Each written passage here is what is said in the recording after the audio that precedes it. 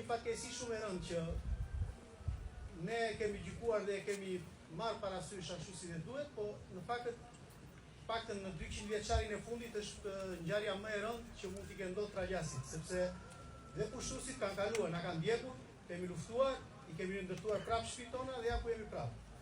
Dhe më të bukura. Po problemi i ujit është që po na i morën ujin, i bie që ne vetëm thjesht ikim, nuk e di, s'kemi ku t'jetojmë më, sepse ta zotrit kështu i kanë bërë. Çdo gjë, kështu që kërkoj një sensibilizim dhe një angazhim, një sforcim toni të gjithë Ukrainës shumë të madh. Ne e kemi ndarë mendjen. Tu kemi lindur, tu do lëmë kokën, nuk kemi rrugë tjetër. Çfarë të bëjmë më shumë?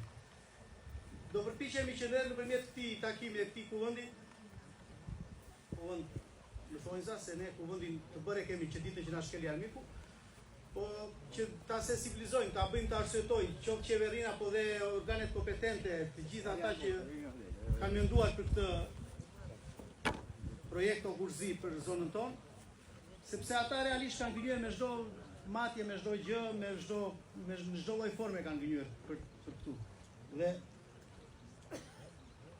duke ju falënderuar dhe një herë, do ju kërkoj në veçanti, sidomos banorëve që janë këtu në të Ukrainës, një angazhim shumë të madh dhe shumë serioz.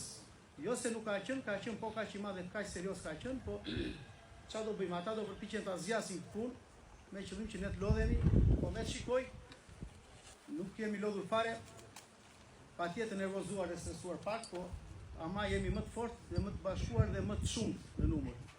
Dhe këtë do ta marr parasysh se s'bën qeveria shqiptare. Ju falenderoj gjithëve. Fjalën ja kaloj kryetarit të diasporës dhe në respekt Zotit Mentor Gjomemo.